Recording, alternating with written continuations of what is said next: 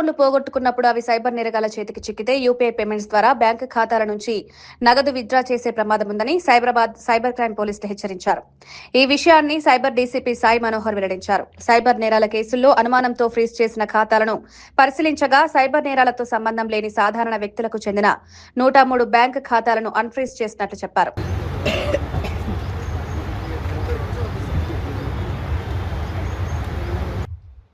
అందరికీ నమస్కారం.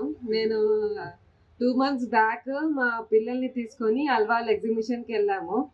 సో అక్కడ ఏం జరిగిందంటే సడన్గా మా బాబు అక్కడ జెయింట్ వీల్ చూసి పరిగెత్తడం వెళ్ళాడు. నా చేతిలో బ్యాగ్ ఉండే తను పట్టుకోపోయి ఇలా పట్టుకున్నాను. సడన్గా ఎవరో తీసేసుకున్నారు. దాంట్లో పర్స్లోనే ఉండే యాక్చువల్గా నా ఫోను లాస్ట్ అయిపోయింది. అప్పుడే ఇంకా వెతికాను అక్కడ అంతా వెతమ్మా అంటే చాలా హ్యాపీ అయ్యాను. ఇంకా ఎందుకంటే డైలీ మేము దాంట్లో నుంచి వర్క్ చేస్తాము. ఇంకా పిల్లలది స్కూల్లో ఇన్ఫర్మేషన్స్ దాంట్లోనే ఉంటుంది, మెసేజెస్, ఒక కాంటాక్ట్స్ ఆల్మోస్ట్ అందరిది దాంట్లో నుంచి వస్తాయి. సడన్గా ఒక ఫోన్ పోయిందంటే ఇంకా ఫోన్ నంబర్ ఈ మధ్య గుర్తు పెట్టుకోవాలంటే కూడా కష్టమే. అందరు దాంట్లో నుంచి మెసేజ్ దాంట్లోనే సో మేడ్ గలత్తో కూడా వేసేసింది. So immediately lodged the complaint at Rayadurgam police station.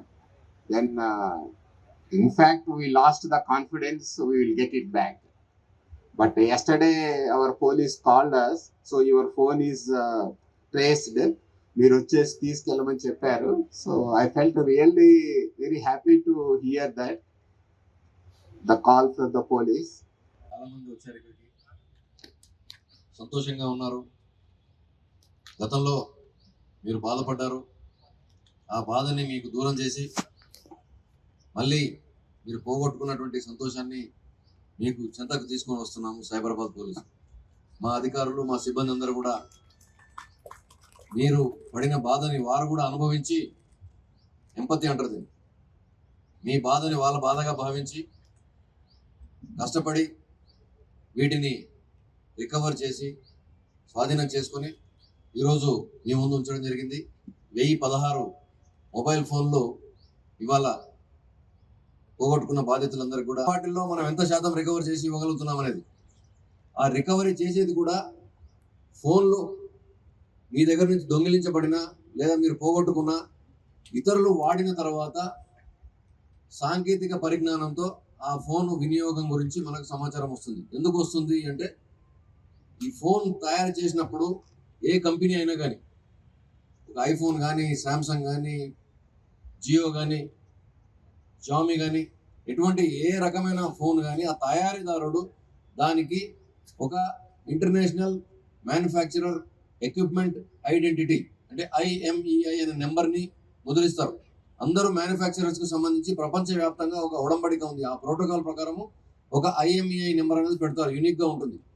దాని ద్వారానే మనకు cell phone service providers, Bharat BSNL కానీ, ఎయిర్టెల్ కానీ, జియో కానీ, వోడాఫోన్ కానీ, ఇంకా ఏ సర్వీస్ ప్రొవైడర్ అయినప్పటికీ కూడా ఎక్విప్మెంట్ ఐడెంటిటీ నెంబర్కి వాళ్ళ సిమ్ నెంబర్ని రెండింటిని మ్యాచ్ చేసిన తర్వాతనే వాళ్ళకి సర్వీస్ ప్రొవైడింగ్ ఇస్తారు. అటువంటిది గతంలో ఈ CAR పోర్టల్ లేకంటే ముందు ఫిజికల్గా మెయిల్ పంపించి, ప్రతి కేసులో కూడా మెయిల్ పంపించి, బాధితుల నుంచి ఫిర్యాదు వచ్చినప్పుడు పంపించడం, ప్రతిసారి మెయిల్ పంపించడం, వాళ్ళకి వచ్చిన తర్వాత వాళ్ళు చేయడం, ఇదంతా కూడా మాన్యువల్గా జరుగుతుందని భావించి భారత ప్రభుత్వం నుంచి CIR అని ఒక రిజిస్టర్ ఓపెన్ చేశారు. పోగొట్టుకున్న మొబైల్స్ అన్నింటినీ కూడా ఒక దగ్గర ఒక రిపాజిటరీ పెట్టడము, ఆ డేటాబేస్ నుంచి సెల్ ఫోన్ సర్వీస్ ప్రొవైడర్లకి లింక్ పెట్టడం. లింక్ పెట్టినప్పుడు ఈ పోగొట్టుకున్నదని నేను రిపోర్ట్ చేస్తే అది మళ్ళీ వాడకంలోకి వచ్చినప్పుడు ఇమీడియట్గా అలర్ట్ వస్తుంది.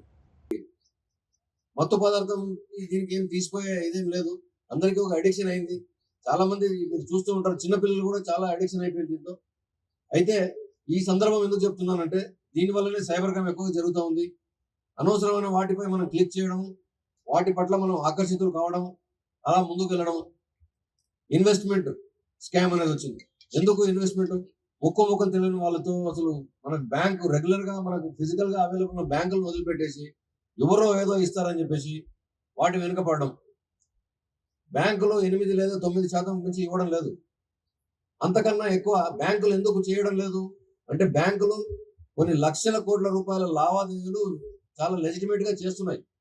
వాళ్ళకు తెలుసు ఈ ఆర్థిక వ్యవస్థ ఎలా ఉంది, ఆర్థిక వ్యవస్థలో ఎంత లాభం వస్తుంది, ఏ పని చేసినా ఎంత లాభం వస్తుంది, దాంట్లో పెట్టుబడి పెడితే రిటర్న్ ఆన్ ఇన్వెస్ట్మెంట్ ఎంత వస్తుంది బ్యాంకులకు తెలిసినంతగా మనకి ఎవరికి తెలియదు. అయినప్పటికీ కూడా నేను ఎక్కువ ఇంట్రెస్ట్ ఇస్తాను, ఎక్కువ లాభాలు చూపిస్తానని చెప్పేసి